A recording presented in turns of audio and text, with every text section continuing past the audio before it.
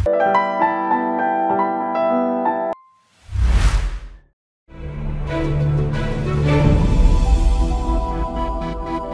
Astrological coaching centre, online জ্যোতিষ শিক্ষা।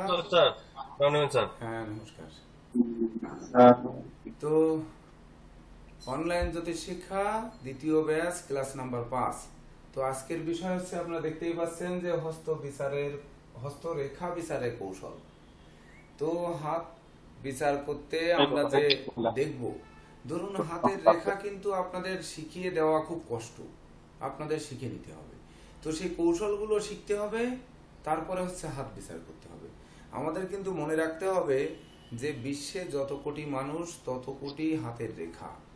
বিশেষ করে যদি তাই না হবে, তাহলে দেখুন আমরা যে ফিঙ্গারপ্রিন্টটা দেই, এই ফিঙ্গারপ্রিন্ট কিন্তু একজনের সঙ্গে আর একজনের মেলে না। আর এক জায়গা হচ্ছে মেলে না, সেটি হচ্ছে চোখের যে রেটিনা, এটিও কিন্তু মেলে না। তো আমরা চোখ বিচার করা আমাদের দ্বারা সম্ভব নয়। তো আমাদের পেশা হচ্ছে জ্যোতিষশাস্ত্র। জ্যোতিষশাস্ত্রের দ্বিতীয় অস্ত্র হচ্ছে হস্তরেখা বিচার।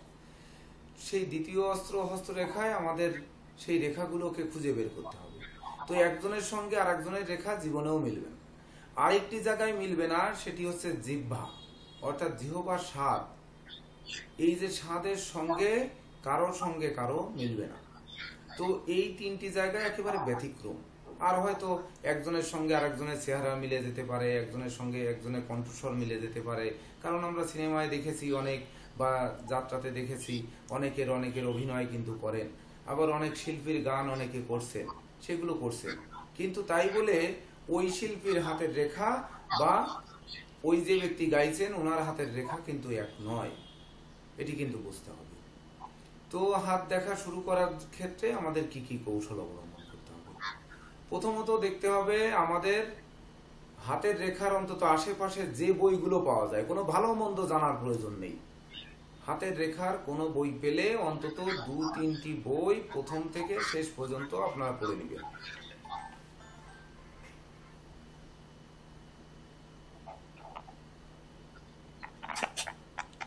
এই পড়ে কেন নেবেন?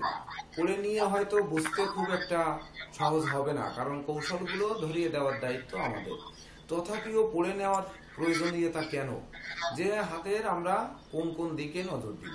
যেমন ধরুন একটি হাত ধরে আমরা দেখব হাতের রংটা কেমন। কারো হাতের রং দেখবেন গোলাপি, কারো হাতের রং লাল, কারো হাত কালচে, কারো হাত একটু নীলছে, বা কারো হাতে শিরা ভেসে আছে, কারো হাত মাংসল টোপ টোপ খাওয়া, এমনকি দেখা যাচ্ছে কারো হাত নরম, কারো হাত শক্ত, কারো হাত বক্র। এই জিনিসগুলো কিন্তু লক্ষ্য করতে হবে। অর্থাৎ হাতের শ্রেণী বিন্যাসগুলো আপনাদের দেখবেন যে এই হস্তরেখার বইতে বিশেষ করে হাতের ছবি এঁকে বাঁকা তেড়া বা সোজা এভাবে এঁকে এঁকে দেখানো আছে। কিন্তু রং তো আর করে দেখানো নেই, কারণ হচ্ছে রংটা ওখানে বলা আছে, রংটা কিন্তু আমাদের চিনে নিতে হবে।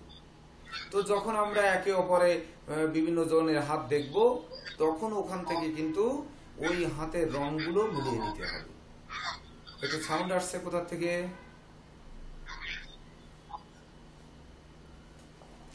তো এই রং মেলানোর ক্ষেত্রে হয়তো প্রথমে আপনাদের কিছু কিছু ভুল হবে, কিন্তু বারবার চেষ্টার পরে তারপরে দেখবেন যে আপনারা ঠিক ওই সঠিক জায়গায় চলে এসছে।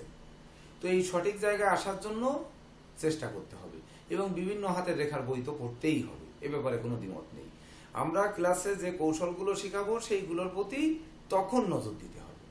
তাহলে আমাদের কৌশলগুলো কি থাকবে? আমরা ধাপে ধাপে একটু কৌশলের দিকে যাই। প্রথম কথা হচ্ছে, ধরুন আমরা একটি জাতকের হাত দেখব, তার হাতটি আগে পরিষ্কার আছে কিনা, সে কোনো রঙে লেপ্টে আসছে কিনা। এমন হতে পারে না যে ধরুন এই লাল কালি দিয়ে আমি হাতে একটি অক্ষর লিখেছি, শুধুমাত্র একটি অক্ষর, ধরেন এই যে আমার নাম আমি এই কে লিখলাম, লিখার পরে এইটাকে দিয়ে ভালো করে ডলা দিলাম।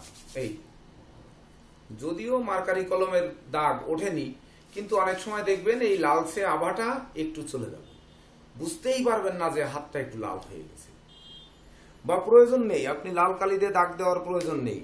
কোথাও কারো হাতে এভাবে একটা চড় মারুন, এই জায়গাটা কি ফর্সা মানুষের লাল হবে না? আপনারা হয়তো বুঝতে কষ্ট হবে, কিন্তু লাল হবে না। লাঠি দিয়ে একটা বেত দিয়ে বাড়ি মেরে দেখবেন প্রয়োজনে যে লাল হয় কিনা। তো হাতটাকে যদি 10-15 বার ঘর্ষণ করা হয় ভালো করে ঘর্ষণ করেন, দেখবেন হাতটার রং পরিবর্তন আসবে। আপনারা জায়গায় বসে খেয়াল করুন। তো যদি তাই হয়, তাহলে একটি লোকের হাত হচ্ছে ধরেন গোলাপি বা ফ্যাকাশে, সেই ব্যক্তি আপনার চেম্বারে ঢোকার আগে যদি ভালো করে হাতটা ভালো করে মর্দন করে যদি আপনার সামনে হাত বেরিয়ে ধরে, তাহলে ওই হাতটি কি ধরেন তার প্রকৃত হাত, না ওই হাতটাকে কোনো রদবদল করেছে, এটি আমরা কিভাবে বুঝব? একটি বড় বিষয়, খুব বড় বিষয়। ভালো করে এভাবে কয়েকটা চড় মারলেন, হাত দেখেন এবার লাল হয়ে গেছে। দেখেন হবেই, আপনারা নিজে যাচাই করে দেখবেন। আর বিশেষ করে মেয়েদের হাত তো কথাই নেই। তাদের হাতে যদি ঠিক এভাবে কয়েকটা চড় মারা হয়, লাল টকটক করবে, অন্তত পক্ষে আধা ঘন্টা তো এটা রাখা সম্ভব। তাহলে আমরা কিন্তু ওই শ্বেত ফ্যাকাশে রং, গোলাপি রং কে লাল রং ভেবে বিচার করে দিব, এটি কিন্তু ভুল হয়ে যাবে। তখন আমাদের কি করতে হবে? এটি কিন্তু একটি বিশেষ কৌশল অবলম্বন করতে হবে। কি করতে হবে? ধরুন আমাদের সময় ক্ষেপণ করতে হবে। প্রথম আগে হাতটা দেখলেন, আপনারা হাতটা দেখলেন, দেখার পরে দেখছেন যে আরে বাপরে টকটক করছে। তাহলে কি করতে হবে? ধরুন আমরা কিন্তু প্রথমে বলেছি যে তার একটু জন্ম তারিখ নেওয়ার চেষ্টা করি। ধরুন জন্ম তারিখ যে জানে না, সেই তো হাত দেখাতে আসছে, তো এবার জন্ম তারিখ পেল না, সে দিতে পারলো না। তাহলে জন্ম তারিখ পেল না, আজকে কোন তারিখে উনি হাত দেখাতে আসছেন, আজকের তারিখটা আমি লিখি। লেখার পরে একটু সময় গেল, আজকের 12টা লিখলাম, এটিকে একটি নিউমারোলজি করলাম। যেমন এই 26/4/2024, 26 মানে 8, 4 মানে 4, 2024 মানে 8, এইটাকে যোগ করে হলো 2, আজকে শুক্রবার 6 সমান 8। এতে একটু সময় ক্ষেপণ হলো। এইবার তার নামটি লিখলেন, বাবার নাম লিখলেন, মায়ের নাম লিখলেন, 3টি নাম আপনি পরপর লিখলেন। এটা জিজ্ঞেস করতেই পারেন, কারণ আপনার জ্যোতিষ মানে আপনাদের কাছে কিন্তু বিশেষ করে নিউমারোলজিস্ট রয়েছে, জ্যোতিষশাস্ত্রের একটি অঙ্গ। তাছাড়া ধরেন অ্যাস্ট্রোলজি, যেটা হোরারি বিচার বা গোচর বিচার, এটিও কিন্তু আপনাদের হাতে রয়েছে। তো জন্ম তারিখটি নিয়ে, ওই জন্ম তারিখ নয় মানে উপস্থিত তারিখটি নিয়ে আপনারা সেই সময় নিয়ে একটি গোচর প্ল্যানেট তৈরি করলেন। সময় কিন্তু বইছেই, সময় কিন্তু যাচ্ছে, আপনাদের কিন্তু গোচর প্রয়োজন। সেই ক্লাসগুলো পরে আসবে যে গোচর বিচার দিয়ে আমরা উপস্থিত মাত্রায় কি বিচার করব। যে একটি জাতকের যখন বিচার করব, তখন জন্ম প্ল্যানেট এক পাশে বসাবো, গোচর প্ল্যানেট এক পাশে বসাবো, তারপরে হাতের রেখা এক পাশে নিব। এখান থেকে কোন কোন গ্রহ শুভ, কোন কোন গ্রহ অশুভ, কোন কোন গ্রহ সম বা মধ্যম, এটিকে কিন্তু তখন ধারাবাহিকভাবে নিব। তো সেই ধারাবাহিক পর্যায়ে যাওয়া পর্যন্ত আমরা কিন্তু ক্লাস করে পারিনি। তো যখন ক্লাস করে পারিনি, আমাদের হাত দেখা আমরা শুরু করতে যাচ্ছি। তো তখন এই সময় ক্ষেপণ আপনারা ওই গোচর প্ল্যানেটটি তৈরি করবেন। তো গোচর প্ল্যানেটটি তৈরি করলেন, নিউমারোলজিটা করলেন। এইবার তার নাম হচ্ছে প্রদীপ কুমার মণ্ডল। এইবার বাবার নাম ধরুন হয়তো স্বপন কুমার চক্রবর্তী। এইবার মায়ের নাম ধরুন তন্নি হালদার। এই 3টি নাম লিখলেন, নামের নিউমারোলজি করলেন।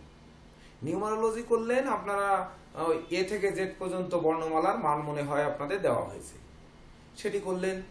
করার পরেও ওখান থেকে কিন্তু 3টি গ্রহ আসছে। এইবার সময় অনুযায়ী কিন্তু আপনি লগ্নও পাচ্ছেন, সময় অনুযায়ী তার একটা চন্দ্রের অবস্থান পাচ্ছেন, প্লাস একটি প্ল্যানেট আপনারা পাচ্ছেন, ওই সময়ের গোচর প্ল্যানেট। এটি দেখতে দেখতে এইবার আর একবার একটু হাতটা নিলেন। যদি হাতের রঙের পরিবর্তন হয়, তাহলে বুঝবেন যে অবশ্যই সে চাপলে রং তৈরি করে নিয়ে আসছে। বুঝতে পেরেছেন? আর যদি না পরিবর্তন হয়, তাহলে যা ছিল তাই। এইবার দেখবেন যে আপনারা হাতের ক্ষেত্রে যখন দেখছেন যে ধরুন এই যে চিহ্নিত করা আছে, দেখেন 1 নাম্বার হাত, এখানে বৃদ্ধাঙ্গুলির বয়রি দেওয়া আছে, তর্জনী আঙ্গুলের ত দেওয়া আছে, মধ্যমা আঙ্গুলের ম, অনামিক আঙ্গুলের অ, কনিষ্ঠ আঙ্গুলের ক।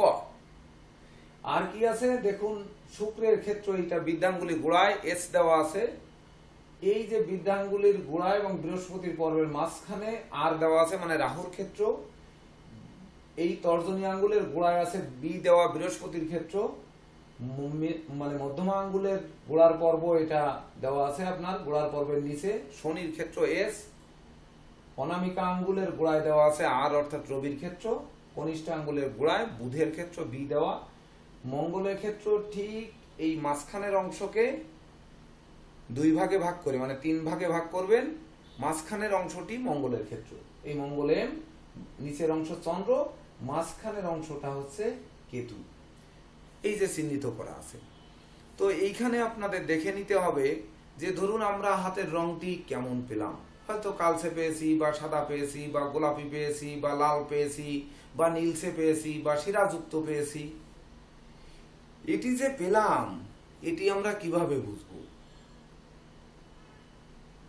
এই অবস্থানগুলো দেখে আমাদের কিন্তু বের করতে হবে, ওই রঙের সাথে মিল থাকতে হবে। তাহলে গ্রহের শুভ রং কি আমরা কি জানি? কোন গ্রহের কোন বর্ণ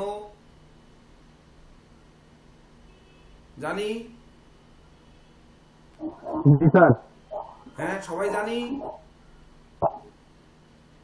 রবির বর্ণ লাল, মঙ্গলের বর্ণ গৈরিক লাল, তারপরে হচ্ছে বুধের সবুজ, শনির নীল, বৃহস্পতির হচ্ছে হলুদ, তারপরে হচ্ছে রাহুর হচ্ছে সর্ষের তেলের রঙের মতো বাদামি, মানে কেতুর হচ্ছে ধোঁয়াশা রং, তারপরে শুক্রের হচ্ছে সাদা, চন্দ্রের হচ্ছে দুধ সাদা। সাদা দুধ সাদার মধ্যে পার্থক্য কি? হ্যাঁ, সাদা আর দুধ সাদার মধ্যে পার্থক্য কি এটা আমরা জানি। হ্যাঁ, এই কাগজের বর্ণটা কিন্তু দুধ সাদা। কেন? এর ভিতর ঘোলা আছে, অর্থাৎ দুধের ভিতর ঘোলা আছে, বুঝতে পেরেছেন? এটা ঘোলা আছে। আর যে সাদা একবারে চকচকে সিল্কি সাদা, সেটা হচ্ছে প্রেস সাদা। আমাদের কিন্তু এখানে উল্টে গেছে, শুক্রের অংশ দুধ সাদা, চন্দ্রের অংশ হচ্ছে সিল্কি সাদা। সাদা গ্লাস মানে চন্দ্র তরল, সমুদ্রের জল, তো জল সাদা, সাদা জল, জলের কোনো রং নেই, যে পাত্রে রাখবে সেই পাত্রে রং ধারণ করবে। এবার একটি সাদা গ্লাসে রাখলেন, মানে দুধ সাদা গ্লাস মানে কাঁচের গ্লাসের মধ্যে রাখলে কি হবে? ওই দুধ সাদাই কিন্তু দেখাবে। কিন্তু জলের মতো স্বচ্ছ যে সাদাটি, ওই সাদাটিকে আমরা ধরবো চন্দ্র, আর দুধের মতো সাদা মানে কাগজের মতো যে সাদা, এটি ধরবো শুক্র। তো তখন আমরা এইখানে যদি কোনো গ্রহের ক্ষেত্র, আমাদের সন্দেহ তীর কিন্তু ওইখানে যাবে, যেহেতু আপনারা পামিস্ট। আপনারা হাতটি যখন ধরবেন, কোন গ্রহটা হাতে শুভ আর কোন গ্রহটা অশুভ, এর একটু নির্ণয় কিন্তু করতে হবে। শুভ গ্রহ সবসময়ের জন্য ফুটে উঠবে, আর অশুভ গ্রহ সবসময় চেপে দেবে। যে গ্রহের ক্ষেত্র অশুভ দেখবেন, সেই গ্রহের ক্ষেত্রটা কালচে আভাযুক্ত, বা ধরুন ওই হাতের কালার অনুযায়ী ওই জায়গায় বিশেষ করে ডিপ কালার থাকবে, এমনকি একটু নিচু থাকবে, বিশেষ করে একটু কাটাকাটি থাকবে, বা ধরুন একটু তিল বিন্দু থাকবে, একটু ক্রস থাকবে। এই হচ্ছে অশুভ অংশ। আর যখন শুভ জায়গা দেখব, সেই জায়গাটা অপেক্ষাকৃত লাইট থাকবে, মানে ফোকাসিং থাকবে। তাহলে আমরা ওই শুভ গ্রহের গুণটা যখন বলবো, আর যে জায়গাটি আমরা ডার্ক পাচ্ছি, ওই জায়গার অশুভত্ব যখন বলবো, এই দুটোর মধ্য থেকে যদি ওই হাতের রঙের বর্ণের সাথে মেশে, ভালো করে বুঝুন কিন্তু, রঙের বর্ণের সঙ্গে যদি মিলিত হয়, এই জন্য 5টি বই ধরেন পড়লেন, তখন বুঝবেন যে ইনার হাতের রংটি এই বর্ণ ছিল, সে কোনো কিছু দিয়ে তৈরি করেনি, কোনো কিছু লাগবে না। সামান্য একটু একটু বুলুর গুঁড়ি যদি সামান্য একটু নেওয়া হয়, নিয়ে হাতে ভালো করে ঘষে হাতটাকে যদি বারবার ধুয়ে আসা হয়, জ্যোতিষের বাপেরও ধরার সামর্থ্য নেই যে তার হাতটা নীলচে কালার না আসলে নীল বানিয়ে আনছে। আমি বানিয়ে নেব, আপনারা ধরুন, তারপরে বুঝবেন। যদিও এই ধরনের মানসিকতা ধরেন পাবো না, কিন্তু জীবন চলার পথে একজন দুজন যে পাবো না, এটা কিন্তু ভাবলে ভুল হবে। যেখানে দেখো ছাই, উড়িয়ে দেখো তাই, পাইলে পাইতে পারো অমূল্য রতন। তো এই ছাই যেমন উড়িয়ে দেখে, ঠিক তদনুরূপ আপনি যখন জ্যোতিষ হবেন, আপনার আশেপাশে কিন্তু লোকজন আগ্রহান্বিত থাকবে, তারাই পাঠিয়ে দেবে যে এই তুই এইভাবে হাতটা নিয়ে যে দেখা যায় তো, দেখি তোকে কি বলে। আবার পরে আর একদিন মাস তিনেক পরে বলবে কি, এইবার সাধারণ হাত নিয়ে যা তো, দেখি কি বলে। যদি জ্যোতিষের দুই রকম বলা হয়ে যায়, তাহলে বুঝবে যে ও ধোঁকাবাজি শিক্ষা শিখেছে, সঠিক শিক্ষা শেখেনি। তখন তারাই কিন্তু ফলাও করে প্রকাশ করবে আমাদের বিরুদ্ধ দিকটি। এই বিরুদ্ধ সাইটগুলো যাতে ফলাও করে প্রকাশ করতে না পারে, তার জন্য সনাতন অ্যাস্ট্রোলজিক্যাল কোচিং সেন্টারের সংকল্প যে এখানকার শিক্ষার্থীরা ওই জিনিসগুলো ধরতে পারবে। বুঝাতে পেরেছি? বুঝতে কি কষ্ট হলো? তা সেই ধরার জন্য আমাদের কিন্তু বারবার চেষ্টা করতে হবে, বারবার।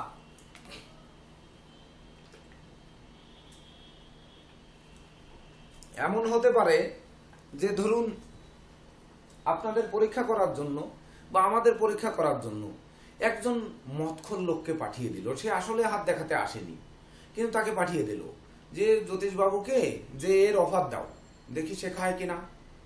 একটি বিড়ি খাওয়ার অফার দাও, দেখি খায় কিনা। একটি পান খাওয়ার অফার দাও, দেখি খায় কিনা।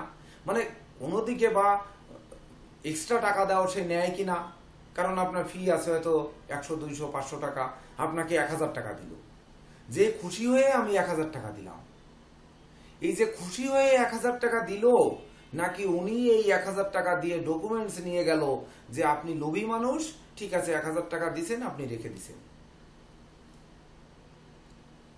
এইটা যে ফলাও করে প্রকাশ করবে না, তার প্রমাণটা কি, সেটা আগে ভাবতে হবে। দুটি চোখ, আমাদের দুটি চোখ, আরেকটি চোখ আছে জ্ঞান চক্ষু। আমি বলবো জ্যোতিষ হতে গেলে এই তিনটি চোখেও কুলাবে না, মাছির মতো সমস্ত মাথায় চোখ বানাতে হবে। যখনই আসলো যে আমার ভিজিট হচ্ছে 500 টাকা, লোকটি কেন 1000 টাকা দিয়ে যাচ্ছে, সে বললো আমি খুশি হয়ে আপনাকে দিয়েছি। এই বাজারে কেউ টাকা খুশি হয়ে দেবে?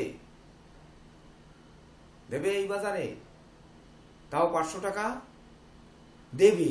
যদি আমি শ্যামল কান্তি মণ্ডলের কাছে কাউকে পাঠিয়ে দিই, তাহলে আমি শ্যামল কান্তি মণ্ডলকে যাচাই করার জন্য, ঠিক আছে ওখানে 1000 টাকা কেন, 5000 টাকা ওনাকে দিয়ে আসুক, দিয়ে ডকুমেন্টস তৈরি করে নিয়ে আসুক। ওইটাই যখন আপনার চেম্বারের আশেপাশে ধরেন যখনই লোকজন আসবে, সে পাশে ঘুরপাক খাবো আমি, আপনার ওখান থেকে দেখায় আসবে, আপনার প্রেসক্রিপশন ফাইল নিয়ে নামবে, নামতে লাগলে বলবো কি, আচ্ছা উনি কেমন দেখিয়েছে দেখি, ওই ডাক্তারদের প্রেসক্রিপশনের মতো চেক করবে, চেক করব আমি বসে থেকে, শেষে বলবো কত ফি নিয়েছে, কত পাথরের দাম বলছে, কি বিচার করছে, নিয়ে চার দোকানে যে বা খেলাধুলার গল্প করে, বিভিন্ন গল্প গুজব করে তার কাছ থেকে কথা বের করলাম। আরে বেটা এই দেখো আমার রেকর্ডিং করা আছে, এই যে আমি স্পাই পেন নিয়ে গেছিলাম, নিয়ে গিয়ে ওনার কাছ থেকে দেখো হাত দেখায় আমি 5000 টাকা দিয়ে আসছিলাম, এত বড় লোভী, উনি কোনো সময় বললো না যে টাকা আমাকে কিছু কম দিন। তাহলে সেই লোক তোমার পাথরের দাম কত নিচ্ছে এবার একটু ভেবে দেখো, তা তুমি ওনার কাছ থেকে কিনবা নাকি অন্য জায়গার থেকে কিনবা? এই কিন্তু পেটে লাথি শুরু হয়ে গেছে, বুঝতে হবে। কিন্তু এইবার এটিকে ধরতে হবে কিভাবে, আপনার কাছে কেন এই সংখ্যাটি, এই টাকাটি এলো, আমার ফি 500 টাকা কেন 1000 টাকা এলো, এটি কিন্তু আমাদের গবেষণা করতে হবে। আমি বারবার বলেছি যে সনাতন অ্যাস্ট্রোলজিক্যাল কোচিং সেন্টার গবেষণা করা শিখবে, এরা গবেষক হবে। তখন কি করব, আপনারা নিউমারোলজিকে গুরুত্ব দেন না, এটি ধরতে একমাত্র শুভ পথ হচ্ছে নিউমারোলজি। আর আমরা যখন শিখব হোরারি অ্যাস্ট্রোলজি, তখন তো হোরারি অ্যাস্ট্রোলজি দিয়ে ধরা যত কঠিন, তার থেকে 100 গুণ সহজ হচ্ছে নিউমারোলজি যদি চর্চা করি তার দ্বারা। যেমন ধরুন আজকের তারিখ 26, মানে 6-2-8, সাল মাস বার মিলেও কিন্তু সেই 8, শনি। আজকে হাত দুটি আঁকানোর পরেই আমি দেখতেছি হাত দুটো বাম দিকে হেলে গেছে। অতীতের ক্লাসের যত ভিডিও আছে আপনারা দেখবেন যে হেলে গেছে, মনটা কেমন খারাপ হয়ে গেছে ওখানে, যে হাতটা হেলে গেছে আবার মুছে ঠিক করব, না ঠিক করিনি। পরবর্তীতে গিয়ে তারিখ লিখলাম, তো ভাবতেছি আবার মুছবো, এই করবো না, সময় নেই, তার থেকে থাক। যে আজকে ভাগ্য বামে টানছে এ কোনো ক্রমেই ডাইনে টানবে না, তো টানার কোনো সুযোগই নেই। এইবার জ্যোতিষশাস্ত্রে শনির তারিখ আমাকে সাহস জোগালো শনি, যে না শনির সাবজেক্টই তো প্রিয় সাবজেক্টই তো জ্যোতিষ, তা গেছে বামে, যাক না, যা হয় একটা কিছু হোক। আবার ভাবলাম এটা তো মিরর ফেস, আপনারা যখন দেখবেন তখন বা দর্শক যখন দেখবে তখন ডাইনে কার্ড দেখবে, তো এটা থাক। কয়েকবার কিন্তু আমি এটি চিন্তা করলাম যে এটি থাকবে কি থাকবে না। তখন এই যে শনি আমার লগ্নের অষ্টমে শনি, আর এখন যে লগ্নে ক্লাস হচ্ছে দেখেন সেই লগ্নেও শনি পাপ, এবং শনি তো কুম্ভ রাশিতে আছে, সে কিন্তু অশুভ অবস্থানে আছে, রাশি এবং লগ্ন দুটোই। যাই হোক, আপনারা যখন হোরারি বিচার শিখবেন তখন এটা কিন্তু যাচাই করে দেখতে পারবেন। তাছাড়া ধরেন যে শনির আঙ্গুলটি দুটি হাতেই এঁকেছি, এখান থেকে গবেষণা করতে হবে যে আঙ্গুলটি কেমন আঁকানো হলো। নিজেরাও একে একে দেখবেন, সেক্ষেত্রে একে একে দেখবেন যে অনেক সময় কুপ্রভাবিত গ্রহ যখন কুপ্রভাব দেবে তখন কিন্তু আপনাদের সরে আসার কোনো সুযোগ নেই। তো আমরা কিভাবে ওই যে 1000 টাকা দিয়ে গেল ওই প্রশ্ন থেকে কিন্তু সরে আসছি, মেমোরিতে কিন্তু রাখতে হবে। ওই 1000 টাকার নোটটি একটু বের করে দেখি আমরা। ধরেন 1000 টাকার নোট আমার কাছে নেই মনে হয়, ও আছে একটা, ধরেন একটি আছে, এটা কালকে ব্যাংক থেকে ফেরত আসছে। ফেরত আসছে কেন? এই পাশে টেপ মারার জন্য ব্যাংক থেকে টাকাটা রিটার্ন দিয়েছে। তো রিটার্ন দিয়েছে, এই সংখ্যাটি কত সংখ্যার নাম্বারটি এলো দেখেন, এই টাকাটির নাম্বার আছে, কেন টাকাটা ফেরত আসলো এটা একটু বুঝে দেখার দরকার। দেখেন 8008 তারপরে 225 মনে হয় নাকি, ও সরি 113, 8008 নাম্বারটা একটু করেন তো দেখি। স্যার এ তো বৃহস্পতির সংখ্যা হয়ে গেল স্যার, হয়ে গেছে বৃহস্পতির সংখ্যা, শেষেও বৃহস্পতির সংখ্যা আছে, যোগ দিল বৃহস্পতির সংখ্যা 8008 এটাকে যোগ দিলেন 8 16 16 17 18 18 3 21 সমান 3, বৃহস্পতি আসলো। এইবার আছে খ আর দন্তেশ, খ আর দন্তেশ কিন্তু আছে, এটা কিন্তু ওই টাকারই নাম্বার, মানে সিরিয়াল নাম্বার। ওই যে দেখেন খ এবং দন্তেশ আছে, আছে না? হ্যাঁ স্যার, দেখা যাচ্ছে স্যার আছে। তাহলে খ, এই দেখেন কে এইচ এ 2 5 2 7 আর 1 8, আর দন্তেশ এস এইচ এ 3 5 3 8 আর 1 9, 9 আর 17 সমান 8, এই 8 আর 3 11, এর সাথে যোগ করেন ওই 8 8 আর 3 11 সমান 2। দেখেন পরিবর্তন, এটাকে পরিবর্তন করতে হবে। সুজন কালকে ব্যাংকের থেকে ফোন দিয়ে বলতেছে যে টাকা জমা দিতে আসছি কিন্তু একটা টাকা টেপ মারা। তাই আমি বললাম কেমন টেপ মারা?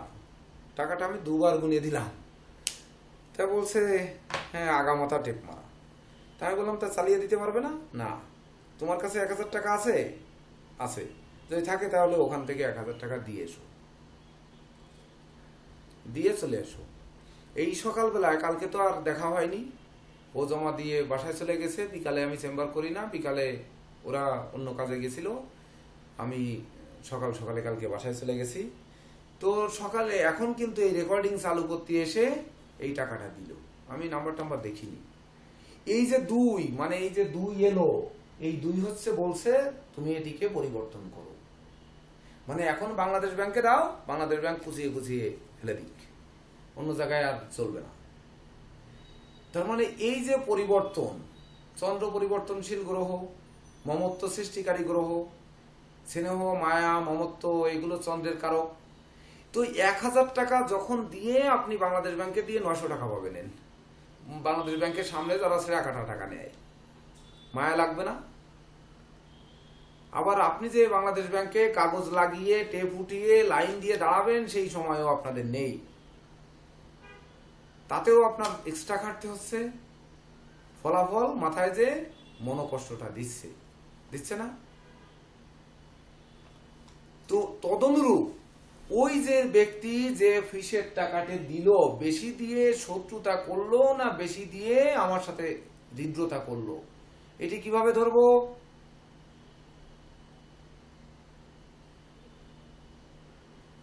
আমার প্রভাবকারী গ্রহের সঙ্গে ওই জাতকের দেওয়া টাকা, জাতকের নাম, বাবার নাম, মায়ের নাম কিন্তু আমরা লিখে নিউমারোলজি করেছি।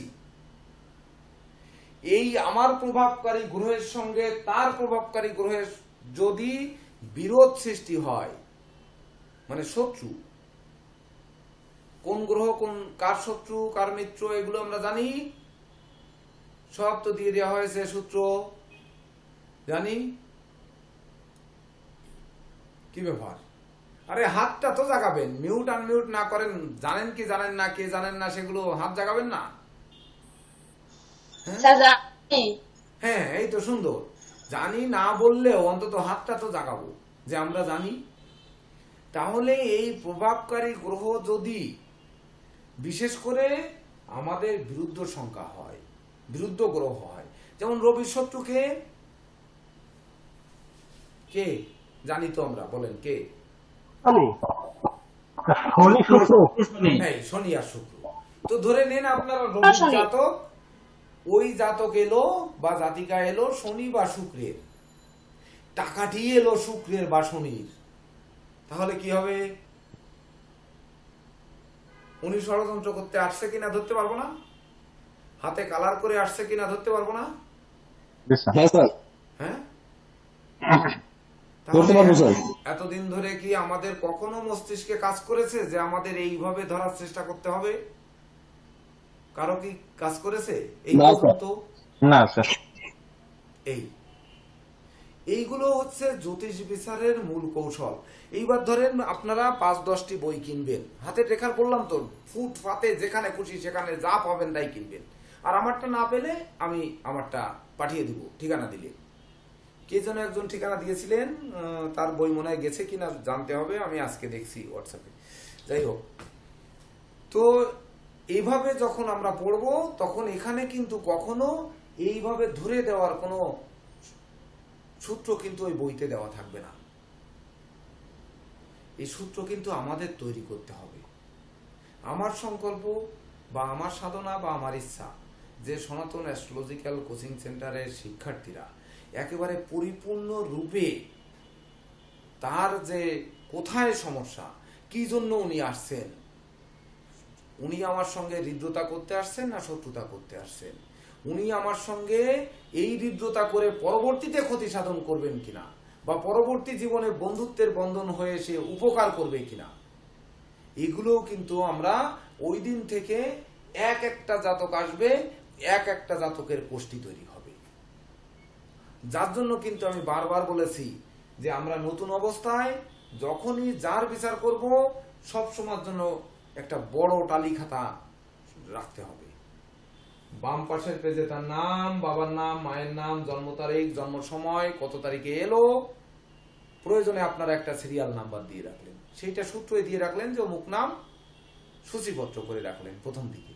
এইবার করে রেখে পরপর তার হাত কোন গ্রহ শুভ কোন গ্রহ অশুভ, তার জন্ম তারিখে প্ল্যানেটটি ওখানে বসিয়ে, যেহেতু প্রথম অবস্থায় আপনাদের সময় আছে, বসিয়ে নিয়ে সব বায়োডাটা নিয়ে প্রয়োজনে ফোন নাম্বার নিলেন,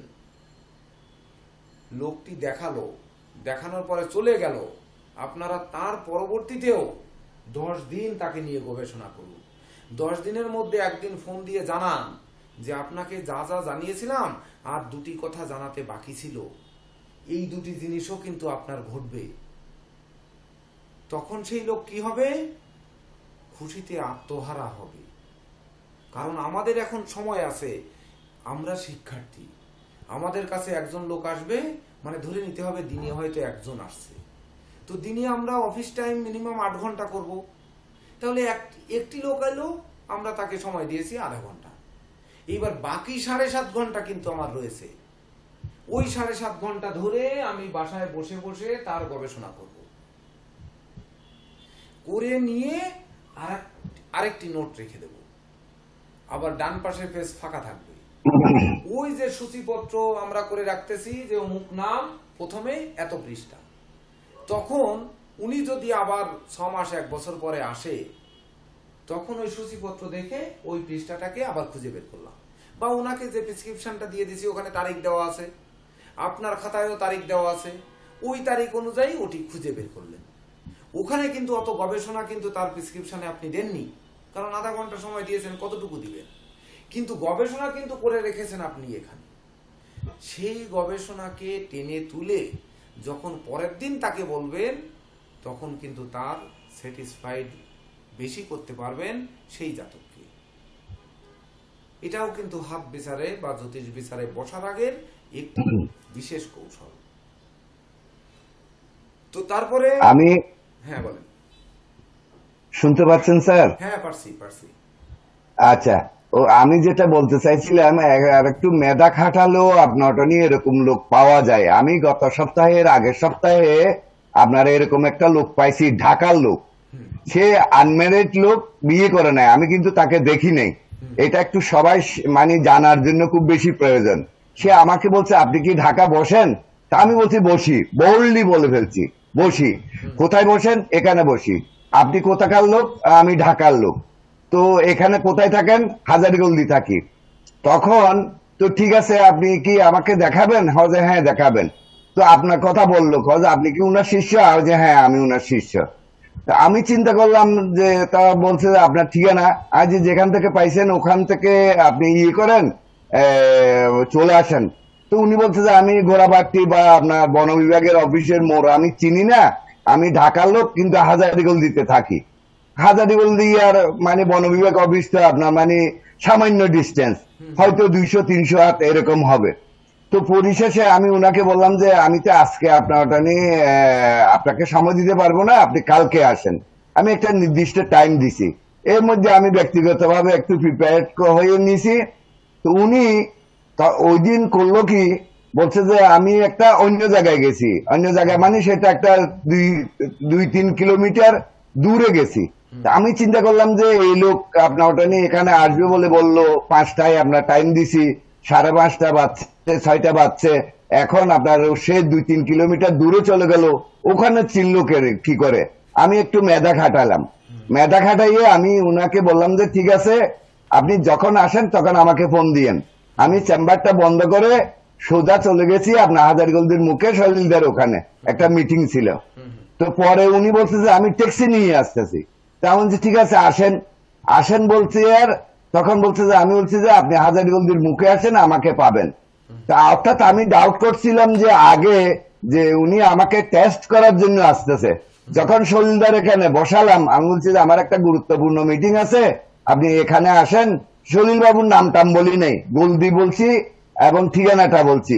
ওখানে গিয়ে সলিল বাবু তো অবাক মানে উনিও অবাক মানে ওই লোকটা আপনার সলিল বাবুকে দেখাইয়ে গেছে 1 সপ্তাহ আগে। এখন আমাকে তখন জিজ্ঞেস করতেছে যে আপনি ওস্তাদ না উনি ওস্তাদ? তো সলিল বাবু বলতেছে যে আমার দিকে চেয়ে আছে। তা আমি বলছি যে উনি ওস্তাদ, কথা বুঝছেন? তো সলিল বাবু যা বলার বলছে, যে এই লোক তো আমাকে দেখাইয়ে গেছে, এই ব্যাপার। তো দেখেন আপনার ওটা নিয়ে ঢাকার লোক চিটাং আসি আপনার মানে কি করতেছে। কারণ আমি জানি যে হাজারীগঞ্জে এত জ্যোতিষ, তাহলে তাকে আমি চিনি না, জানি না, শুনি না, কিছু না, কিন্তু তাকে আমি ধরে ফেলছি মানে তার কথা দিয়ে তাকে ধরছি। ওগুলো তো আর বুঝতে পারি নাই, কিন্তু তার কথার মোড়ে আমার মেমোরিতে আপনার ওটা নিয়ে আসছে যে এই লোকটা আমাকে যাচাই করার জন্য আসতেছে, বা আপনার আমাকে নিশ্চয়ই আপনার কোনো না কোনো একটা মানে কিছু ব্ল্যাকমেল করার জন্য আসতেছে। এটা আমি মেমোরিতে যেটা আনছি সেটাই অ্যাকুরেট হয়েছে। দেখছেন, এর জন্য দরকার সংকল্প, এর জন্য দরকার সাধনা। যেমন ধরুন আমার হাতের রেখার বইটি যদি আপনাদের কাছে থেকে থাকে, তাহলে দেখবেন যে প্রথম প্রকাশ হয়েছিল পয়লা বৈশাখ 1417, পয়লা বৈশাখ 1417। তো এই যে 1417 সাল আর আজকে 31 সাল, 14 বছর আগে যখন এই হাতের উপরে যে মানে হাতের রেখার বইয়ের উপরে যে ছবিগুলো দেওয়া, তখনকার সময়ের আমার কূটবুদ্ধি, মানে এটা সুবুদ্ধি বলবো না, যে কূটবুদ্ধি, যে কি হাতের রেখার বইয়ের উপরে হাতের ছবি দিতেই হয়। তো কি দিব? হাতের ছবি দিব। এইবার হাতের ছবি যখন দিব, তখন দেখুন এই হাতগুলো আমার মেয়ের হাতের ছবি। আমার মেয়ের বয়স তখন 1 বছর হয়নি, বুঝলেন? তো ছবিগুলো যাতে বোঝা না যায়, স্ক্যানারের পরে হাত জোরে চেপে ধরে, আর অত ছোট মানুষ এমনি চেপে ধরবে, চেপে চেপে ধরে ছবি তুলেছি। দেখেন বোঝাই যায়, কিন্তু চেপে ধরে তোলা যায়। ধরুন অনলাইনে আপনাদের কাছে হাত দেখাবে, তো এইবার হাতের ছবি পাঠালো আপনাদের কাছে। তো হাতের ছবি পাঠালো, ছবি ওই রকম চেপে ধরে স্ক্যান করে পাঠালো। কোন গ্রহের ক্ষেত্র উঁচু, কোন গ্রহের ক্ষেত্র নিচু, কোন গ্রহের ক্ষেত্র সম, এটা কিভাবে বুঝবো?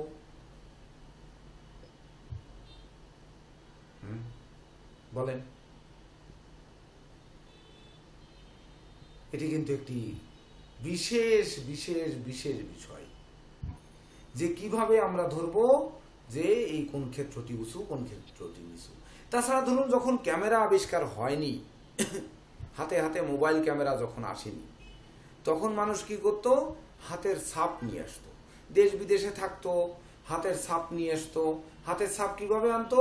ওই হাতে কালি মাখায় কাগজের পরে ছাপ দিয়ে নিয়ে আসতো না? আমরা কিন্তু প্রথম জীবনে যখন চেম্বার করেছি, তখন কিন্তু ওই যে সিলপ্যাড আছে না, ওই বড় সিলপ্যাড রেখে কিন্তু ওই জাতক জাতিকার হাত ওই সিলপ্যাডের উপরে কালি ভালো করে মাখায় এই খাতার উপরে ছাপ্পা মেরে রেখেছি, যে ওনার হাতটিতে কি কি রেখা দেখলাম, এটা পরে গবেষণা করার জন্য। আচ্ছা, ওই ছাপ্পা দেখে কি বোঝা যাবে যে কোন ক্ষেত্র উঁচু, কোন ক্ষেত্র নিচু? বোঝা যাবে? কিন্তু যাবে। ওই যে আমি যেদিন ছাপ রেখেছি, সেদিন তো আমি লিখে রেখেছি কোন গ্রহ শুভ, কোন গ্রহ অশুভ, লিখে রেখেছি।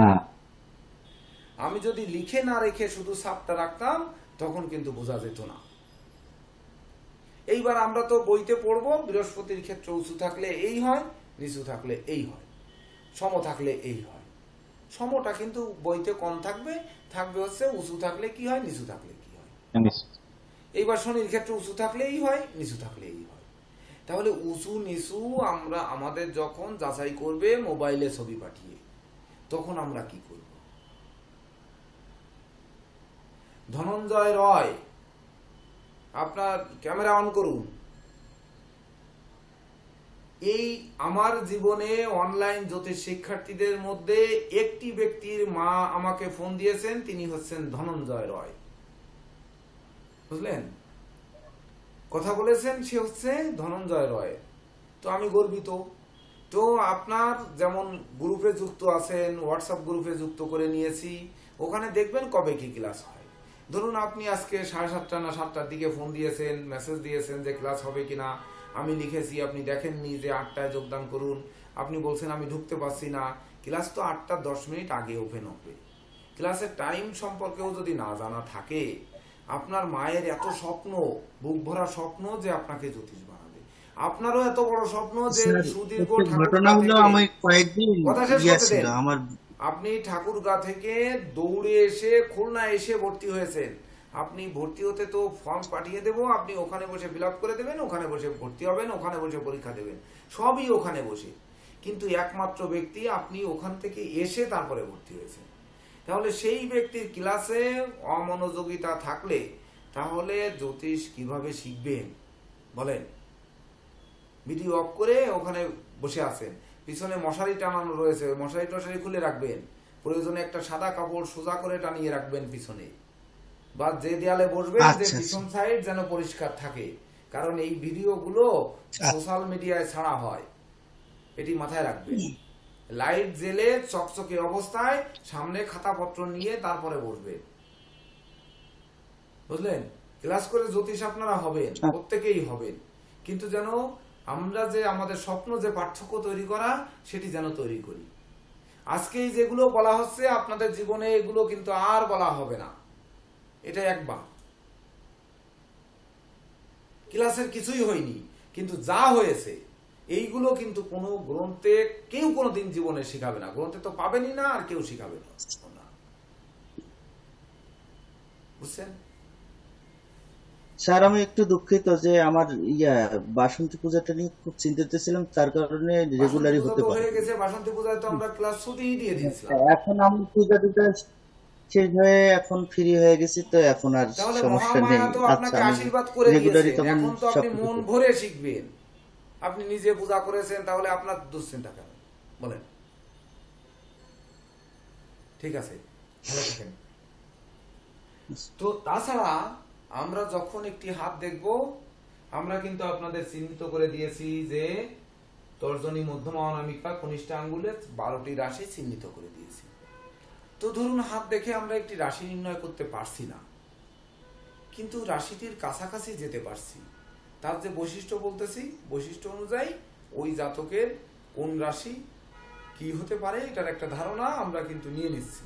হতে পারে সেটি 19-20 হতে পারে, মেষ আর বৃশ্চিক হয়ে যেতে পারে, কারণ মঙ্গলের 2টি গৃহ আমরা আগে ক্লাস করেছি, বা শুক্র বৃষ এবং তুলা হয়ে যেতে পারে, কারণ তুলার বৃষের মধ্যে কিছু বৈশিষ্ট্য সমবৈশিষ্ট্য রয়েছে। ধরুন মিথুন বা কন্যা হয়ে যেতে পারে, আবার ধরুন ধনু বা মীন হয়ে যেতে পারে, ধনুর জায়গায় মীন, মীনের জায়গায় ধনু হয়ে যেতে পারে, মকরের জায়গায় কুম্ভ, কুম্ভের জায়গায় মকর হয়ে যেতে পারে, এটা হতেই পারে। তো এটিকেও কিন্তু আমাদের খুঁজে বের করতে হবে যে আমাদের ওটি হলো কেন, তার জন্যই কিন্তু ওই নোটগুলো রাখতে হবে। তারপরে হচ্ছে আপনার আসলো তাদের হাত দেখাতে, হাতটি দেখতে হবে যে আমরা হাত দেখতেছি, দেখার সময় যেহেতু ক্লাসের টপিক কিন্তু হস্তরেখা বিচারের কৌশল, অর্থাৎ উনি আসছে হাত দেখাতে, তখন আপনারা হাতটি ধরবেন কিভাবে? ধরা তো ধরুন এইভাবে ধরবেন, চাপ দিবেন, এই চাপ দিলে যাতে ভাঁজগুলো পড়ে, হাতের ভাঁজগুলো যাতে দেখা যায়। এইবার ধরুন এভাবে ধরে চাপ দিবেন এই ভিতরের দিকে, এইভাবে যাতে ক্ষেত্রগুলো উঁচু নিচু হয়। আবার এইভাবে ধরে চাপ দিয়ে টন টন করবেন যাতে ক্ষেত্রগুলো পরিপূর্ণরূপে বোঝা যায়। তো এভাবে বোঝার পরে এইবার দেখবেন হাতটি নরম, শক্ত, মধ্যম নাকি, এটি বোঝার জন্য কি করতে হবে? হাত শক্ত বানানো কিন্তু কোনো ব্যাপার না, নরম বানানো কোনো বিষয় নয়। আপনাদের কাছে আসার সময় এমন এমন কেমিক্যাল রয়েছে, দেখবেন যে হাতে লাগিয়ে দিলে অমনি হাতটা শক্ত হয়ে যাবে, বর্তমান যুগে বেরিয়ে গেছে। সামান্য এই ধরেন রঙের বিভিন্ন কেমিক্যাল আছে, যা হাতে লাগান মুহূর্তের মধ্যে শক্ত হয়ে যাবে। তো এই জায়গায় করলেন কি, আপনি বৃহস্পতির ক্ষেত্রে একটু আঙ্গুল দিয়ে এভাবে নাড়া দিলেন, নরম হাতে নাড়া দিলেন। যদি পরিপূর্ণরূপে পুরো মাংসটা নিয়ে নড়ে তাহলে হাতটি নরম, ঠিক তো? দেখেন তো, প্রত্যেকে একটু নাড়া দিয়ে দেখেন তো, সবটুক নড়ে নাকি ওই শুধু আঙ্গুল নাড়াচ্ছি, আঙ্গুলই নড়ছে, পাশের মাংস নড়ছে কি নড়ছে না? দেখেন কার নড়ছে না? জি স্যার, আমারটা নড়ছে না। নড়ছে না? হ্যাঁ, বা হাতেরটা নড়ে, ডান হাতেরটা নড়ে না। এই তার মানে কি, আপনার হাতটি শক্ত, আর যার নড়ছে তার হাতটি নরম। মাংস নড়ছে নাকি আমার আঙ্গুলটা নড়ছে, এটা দেখতে হবে। বুঝতে পারছেন যে মাংস নড়ছে না আমার আঙ্গুল নড়ছে, এটা বুঝতে হবে।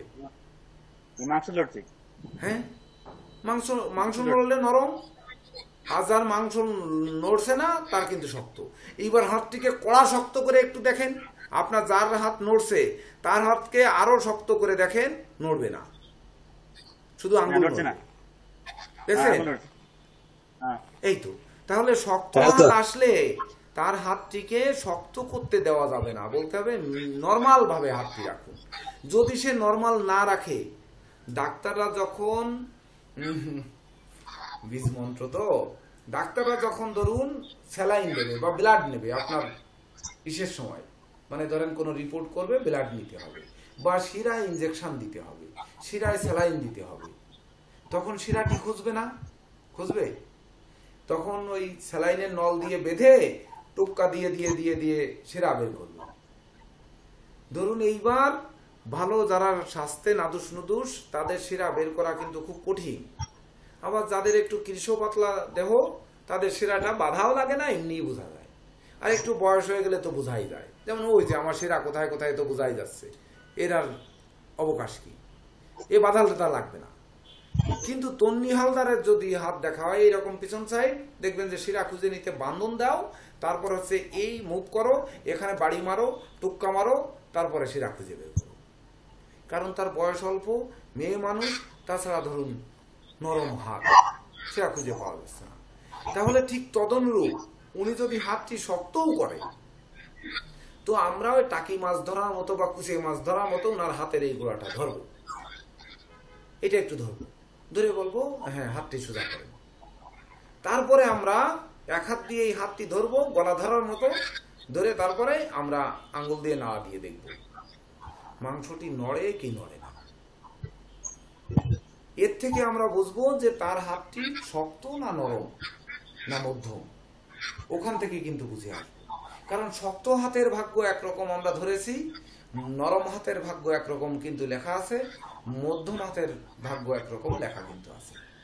তাহলে শক্ত হাত দিয়ে আমরা কিন্তু জানি যে শক্ত হাত দিয়ে কোনো কিছু ধরা যায় না। নরম হাত যেমন টিকটিকির হাত নরম, ওরা উপরের দিক ধরে রাখতে পারে, নিচে ঝুলে থাকে। বাদুরের হাত নরম, ওরা মরে যায় কিন্তু হাত ছাড়ে না। বাদুরকে গুলি করে মারবেন, দেখবেন ওরা ওই ডাল ধরে রেখেছে। সাউন্ড আসে কোথা থেকে? প্রদীপ বাবু আপনি মিউট করে রাখুন। তো এই যে মানে বাদুর ধরে রাখছে, জীবন চলে গেছে, কিন্তু উনি কিন্তু হাত ছাড়ছে না।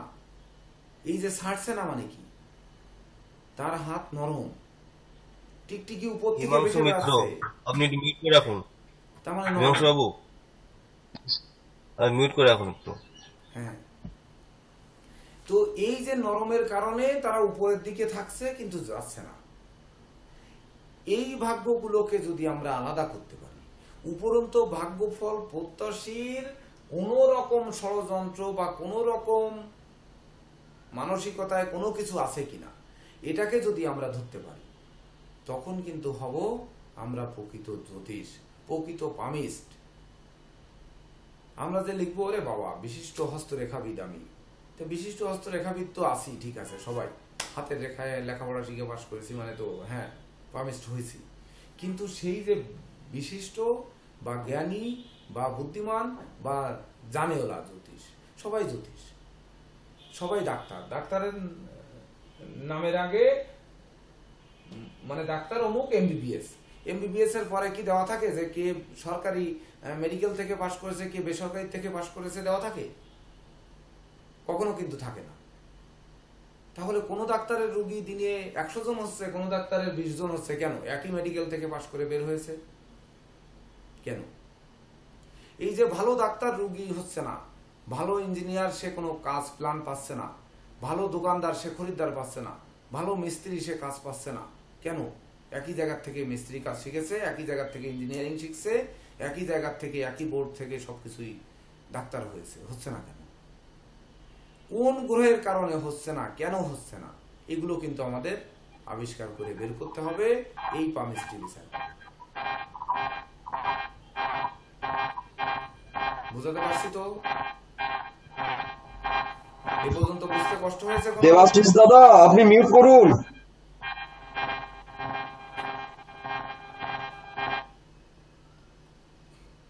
এইবার আর কি দেখবেন, যেমন ধরুন এই বিধানগুলি প্রত্যেকটা আঙ্গুলের কর বিচারের ক্ষেত্রে মানুষ কিন্তু ভুল করে বা জ্যোতিষরা ভুল করে থাকে সাধারণ। তো সেই ক্ষেত্রে আমরা কি করব, যে বিধানগুলির গোড়ায় অনেকে বলে যে বিধানগুলির এই মাঝখানে ধরেন হয়তো জব হয়ে আছে, এই কিন্তু জব হয়নি, ওখানে কিন্তু ওই দেখেন দুটি রেখা হয়ে রয়েছে, এই রেখা। এইবার কি করবে, ভাগ্যফল প্রত্যাশী যদি বৃদ্ধাঙ্গুলি দেখানোর সময় বলে যে স্যার দেখেন তো আমার এই হাতটা, এটা কি বৃদ্ধাঙ্গুলির জব না? যদি জব হয় তাহলে আমি লেখক, গবেষক, সাহিত্যিক হব। ওই যে হাতের রেখার বইতে যে ফলাফল আছে তাই। কিন্তু এটি তো দুটি রেখা, এই দুটি রেখা চাপ দিলে জবের মতো হয়ে যাচ্ছে। এটা আমরা দেখবো একটি কলা গাছের পাতার ডগা আমরা নিলাম, ডগাটি নিয়ে একটু ভাঁজ করলাম। ভাঁজ করলে দেখবেন এক জায়গার থেকে ভাঁজ হবে না, হয় ভেঙে যাবে, আর ভেঙে গেলে ওই জায়গায় প্রেসার পড়ে আর এক জায়গার থেকে ভাঁজ হবে। ঠিক তদনুরূপ এই আঙ্গুলটি যখন ভাঁজ করা হচ্ছে, এক জায়গার থেকে ভাঙছে আর এক জায়গায় প্রেসার পড়ছে, তার মানে এটা জব না। এটা জব হলে অনেক কিছু হয়ে যেত।